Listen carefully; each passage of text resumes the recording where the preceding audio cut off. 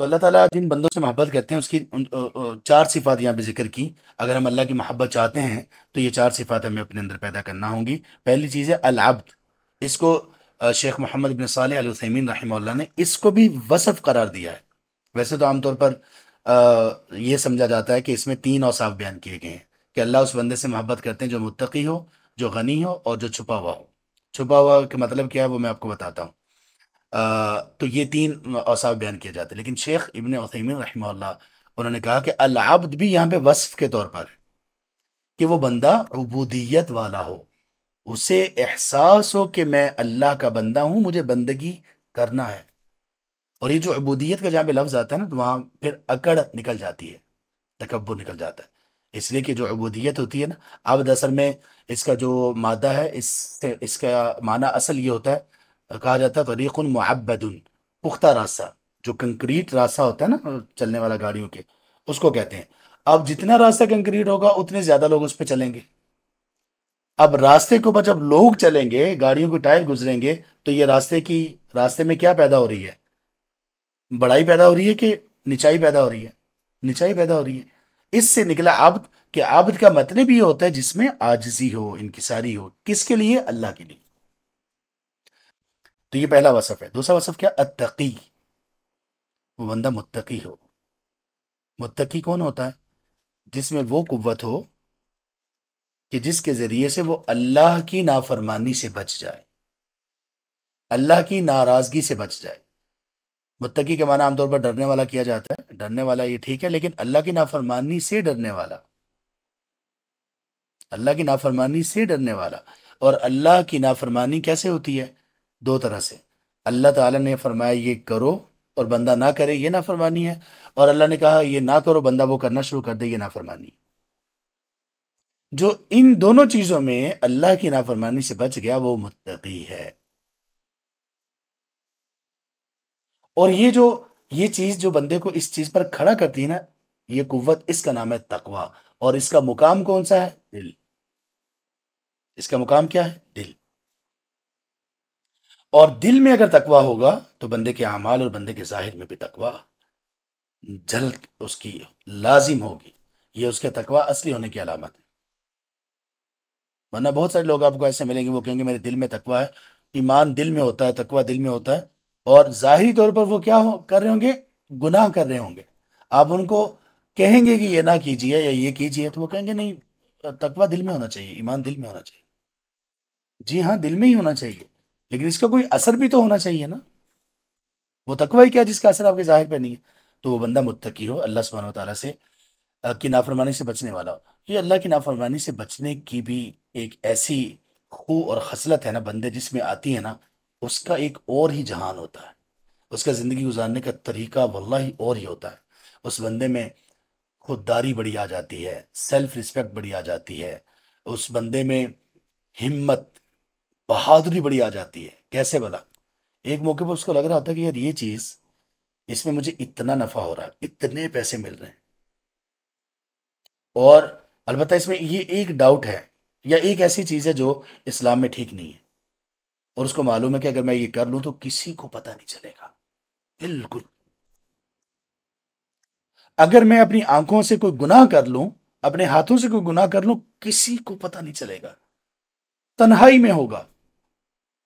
لیکن اس موقع پہ اس بندے کو اتنا بہادر کون سی چیز بنائے گی کہ وہ اس گناہ کو چھوڑ دے؟ اس کا تقوی. اس کا تقوی. اور سب سے بڑا عابد ہوتا ہی وہ ہے جو سب سے بڑا متقی ہے. ایک حدیث ہے، اس میں نبی صلی اللہ علیہ وسلم نے یہی فرمایا کہ جو بندہ متقی تقوی پر ہوتا ہے وہ سب سے بڑھ کر عابد الناس ہوتا ہے. سبحان اللہ. تو تقوی پیدا کریں، محسوس کریں تقوی کو، فیل کریں تقوی کو. اگر نہیں ہو رہا تو پیدا کریں اپنے اندر تقوی. ہمیں اللہ کی نافرمانی سے بچانے والی چیز یہ تقوی ہونا چاہیے. لوگ نہیں، یہاں پہ ہم لوگ بیٹھے ہوئے ہیں مجلس میں، ہم کیا گناہ کریں گے؟ جس گناہ کا دل بھی چاہے گا تو ہم لوگوں کی وجہ سے نہیں کر رہے. جس گناہ سے آپ لوگوں کی وجہ سے بچ رہے ہیں وہ تقوی نہیں. اور جس گناہ سے آپ لوگوں کی وجہ سے نہیں، تقوی کی وجہ سے بچیں گے، تو پھر آپ تنہائی میں بھی اچھے ہوں گے، اور آپ لوگوں کی محفل اور مجلس میں بھی اچھے ہی رہیں گے. آپ کے دو رخ نہیں ہوں گے کہ تنہائی میں الگ، لوگوں کے سامنے الگ. یہ تقوی آپ میں، یہ ساری، یہ پرسنالٹی کی یہ اتنی بڑی بڑی خوبیاں آپ میں کون پیدا کر رہا ہے؟ تقوی. اللہ. کتنے ایسے لوگ ہیں جو لوگوں کے سامنے بڑے ہی خیر خواہ، بڑے ہی مصلح اور بڑے ہی ویلفیئر کے کام کرنے والے ہوتے ہیں، اور بعد میں وہ درندے بنے ہوتے ہیں. کتنے ایسے کیسز آئے ہیں، لوگ ویلفیئر کا کام کر رہے ہیں اور بعد میں پوری دنیا کی بات کر رہا ہوں، کتنے لوگ ایسے ہیں جن کو جب پکڑا گیا، لوگوں کی فلاح کا کام کر رہے تھے، لیکن بعد میں پتہ چلا کہ پورے درندے تھے، لوگوں کی عزتوں پر حملہ کرنے والے، لوگوں کو قتل کرنے والے. تو آپ میں، آپ کا رخ ایک ہو، یہ کب ہوگا؟ جب آپ میں تقوی ہوگا. تقوی کو محسوس کریں. تقوی کی ایک لذت ہے. تقوی کی زندگی ایک بڑی شاندار زندگی ہے، خوددار، غیرت مند، حمیت، یہ والی زندگی ہے. تقوی کبھی بھی آپ کو چھوٹا نہیں ہونے دے گا. اللہ کا تقوی جس میں ہوگا وہ بندہ چھوٹا نہیں ہوگا، وہ وہ صغار میں سے نہیں ہوگا، وہ بڑا ہوگا. اس کا حوصلہ بڑا، اس کی ہمت بڑی، اس کی شجاعت بڑی ہوگی، وہ عزت نفس کا مالک ہوگا. وہ بندہ، کیونکہ اس کو پتا ہے میں اللہ کی بندگی میں ہوں، اللہ کی نافرمانی سے مجھے بچنا ہے، وہ بندہ ہر اعتبار سے بڑا مفید ہوگا. اور پھر تیسری صفت ہے الغنی. غنی کا کیا معنی ہے؟ غنی کا معنی ہے بے پرواہ ہونے والا بندہ. بے پرواہ کس چیز سے؟ ایک تو لوگوں کے پاس جو مال ہے اس سے بے پرواہ. کسی کو محل مل گیا، وہ اس محل سے بے پرواہ ہے، اس کو یہ نہیں مجھے کیوں نہیں ملا، پرواہ ہی نہیں ہے. آدمی اور ایسا مومن جو بے پرواہ ہوتا ہے نا، وہ بے پرواہی ہر چیز میں ہے. مثال کے طور پہ ہماری کسی کی عادت ہے بیڈ پر سونے کی اور اے سی میں سونے کی.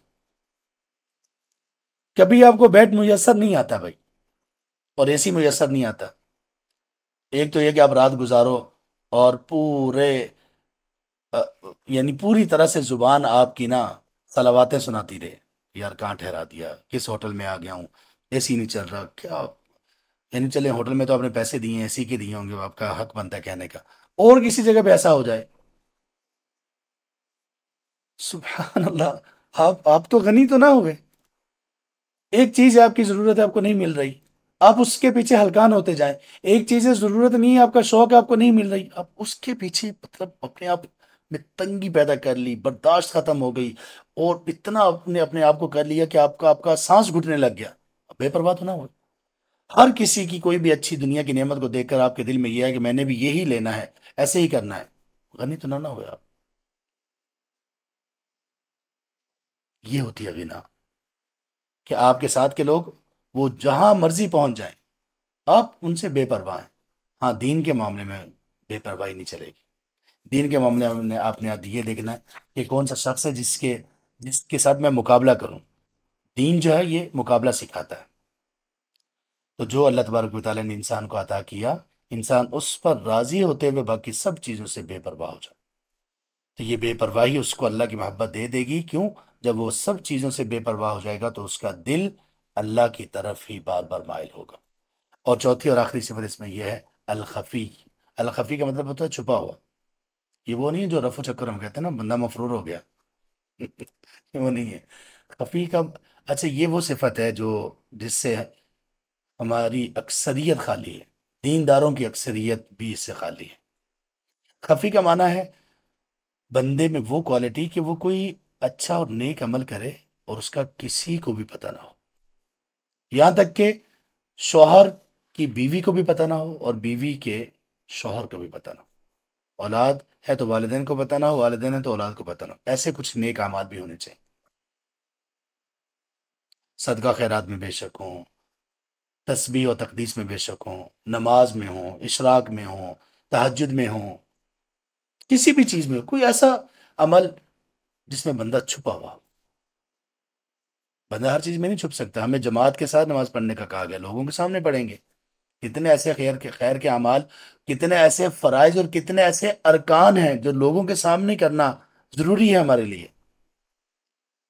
زیادہ تر ایسی ہی چیزیں ہیں، لیکن کچھ چیزیں بندہ پوری پلاننگ کے ساتھ یہ کرے کہ میں نے صرف اللہ کے لیے کرنا. من استطاع منکم ان یکون له خبء من عمله فلیفعل. آپ صلی اللہ علیہ وسلم نے فرمایا اگر تم میں سے کوئی بندہ یہ کر سکتا ہو کہ وہ اس کے کچھ ایسے عمل ہوں جو چھپے ہوئے ہیں لوگوں سے، کر گزرے. ہم سب اپنے آپ سے سوال کریں کہ ہے چھپا ہوا عمل؟ اگر نہیں ہے تو اب یہاں پہ جو لوگ سن رہے ہیں، ہم سب کچھ ارادہ تو کریں یار، کچھ تو چھپا ہوا کریں.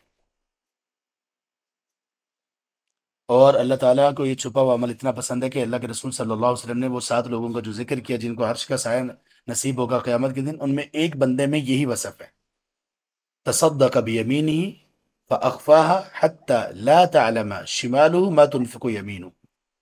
کہ وہ صدقہ کرتا ہے اور صدقوں کو اتنا خفیہ رکھتا ہے کہ اس کے بائیں ہاتھ کو بھی پتہ نہیں چلتا دائیں نے کیسے خرچ کیا. کیا مطلب ہے اس کا؟ کچھ اہل علم نے اس پہ بات کی کہ اگر اس نے گن کے پیسے دیے پھر تو بائیں کو بھی پتہ چل گیا نا.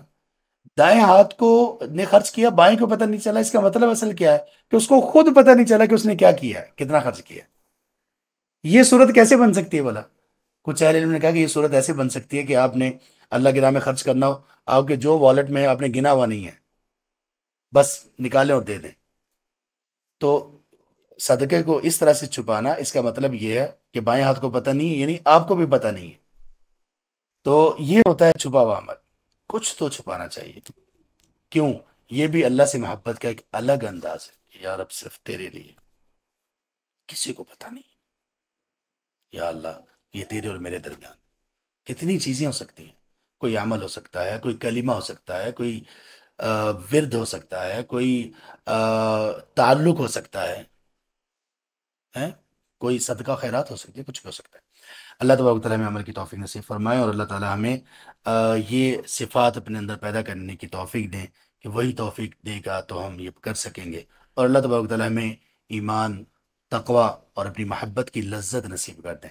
اور اللہ تعالیٰ ہمیں علم نافع دیں، اور اللہ تبارک و تعالیٰ ہمیں اس علم سے بچائیں جو علم ہمیں دنیا میں یا آخرت میں اللہ کی ناراضگی کا شکار کرنے والا ہو.